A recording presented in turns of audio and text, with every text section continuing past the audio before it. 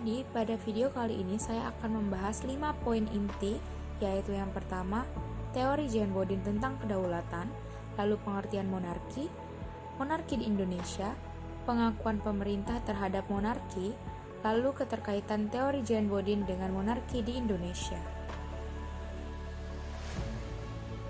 Jane Bodin adalah orang Prancis dan filosofi politik, anggota dari parlemen di Paris dan profesor hukum di Toulouse. Ia terkenal dengan teori kedaulatan rakyat yang dibuatnya. Kedaulatan menurut Jane Bodin adalah kekuasaan tertinggi untuk membuat hukum di dalam suatu negara yang memiliki sifat-sifat diantaranya permanen, artinya kedaulatan itu tetap ada selama negara itu sendiri. Lalu yang kedua, asli, artinya kedaulatan tidak berasal dari kekuatan lain yang lebih tinggi. Lalu yang ketiga, bulat, artinya kedaulatan tidak dapat dibagi-bagi dan merupakan satu-satunya kekuasaan tertinggi dalam suatu negara. Yang terakhir, tidak terbatas, artinya kedaulatan itu tidak ada yang membatasi, sebab jika ada yang membatasi maka akan melenyapkan sifat kedaulatan.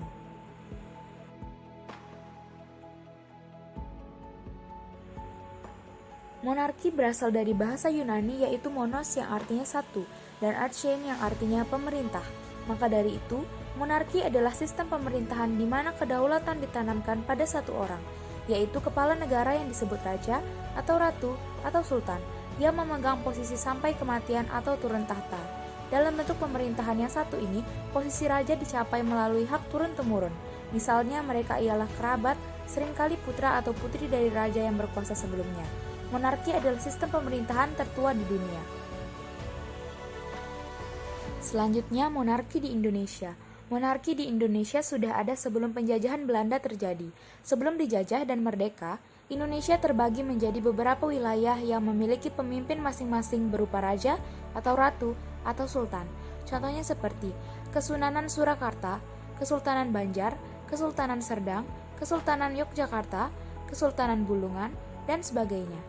Namun setelah Indonesia merdeka menjadi sebuah kesatuan dengan sistem pemerintahan republik dan tidak lagi menganut pemerintahan monarki, walaupun di beberapa wilayah masih menganut sistem tersebut, Indonesia tidak menggunakan sistem monarki karena tidak memungkinkan untuk memilih kepala negara dari sekian banyaknya pemimpin di setiap daerah. Pada dasarnya, negara Indonesia saat ini sudah tidak menganut sistem monarki lagi, akan tetapi sisa dari monarki masih ada sampai saat ini. Sisa monarki tersebut salah satunya adalah Kesultanan Yogyakarta yang ada di daerah istimewa Yogyakarta, yang masih bertahan hingga saat ini. Hal ini terjadi karena Kerajaan Kesultanan Yogyakarta adalah salah satu yang mendapat pengakuan secara formal atau diberikan hak otonomi di Indonesia, seperti yang tercantum pada pasal 18B ayat 1 UUD 1945 yang berbunyi, negara mengakui dan menghormati satuan-satuan pemerintahan daerah yang bersifat khusus atau bersifat istimewa yang diatur dengan undang-undang. Tepatnya sejak tanggal 15 Agustus 1950, Undang-Undang Republik Indonesia mengukuhkan bahwa Yogyakarta merupakan daerah istimewa yang setara dengan provinsi.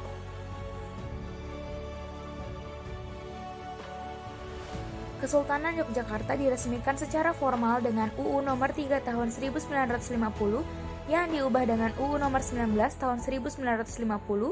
Kedua UU tersebut diberlakukan mulai 15 Agustus 1950 tentang pembentukan daerah istimewa Yogyakarta. Dari perundang-undangan tersebut diatur wilayah, ibu kota, dan macam-macam kewenangan serta aturan yang sifatnya peralihan. Di dalam UU Nomor 3 Tahun 1950 disebutkan secara jelas bahwa Yogyakarta merupakan daerah istimewa setara provinsi namun bukan provinsi. Daerah istimewa Yogyakarta bukanlah sebuah kerajaan konstitusional. Penamaan daerah istimewa setara dengan provinsi dan sebetulnya mirip dengan provinsi, namun memiliki konsekuensi hukum dan politik yang berbeda.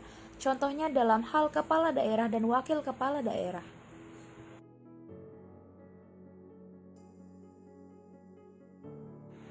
Pengakuan pemerintah terhadap monarki di Indonesia. Di Jakarta, 19 Agustus 1945, sidang PPKI membahas tentang kedudukan koti atau kerajaan. Di sidang itu, Pangeran Puruboyo, wakil dari Yogyakarta Koti, meminta pada pemerintah pusat supaya koti dijadikan 100% otonom. Lalu pada hari itu juga, Soekarno mengeluarkan piagam penetapan kedudukan bagi kedua penguasa tahta Kesultanan Yogyakarta dan Kadipaten Paku Alaman. Piagam tersebut baru diserahkan pada 6 September 1945 setelah sikap resmi dari penguasa monarki dikeluarkan. Keterkaitan teori Jan Bodin dengan monarki di Indonesia.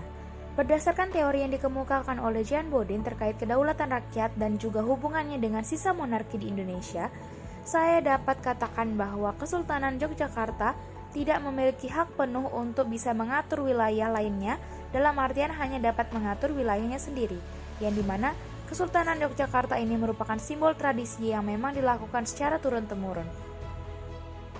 Di sisi lain, Kesultanan Yogyakarta ini bisa dikategorikan ke dalam sifat bulat dari teori Jan Bodin, yaitu kedaulatan tidak dapat dibagi-bagi karena akan mengaburkan sifat kedaulatan sebagai kekuasaan tertinggi.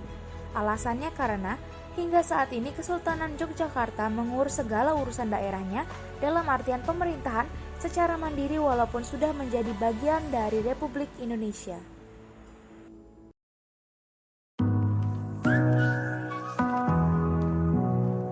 Sekian video pembahasan dari saya, semoga bermanfaat. Terima kasih.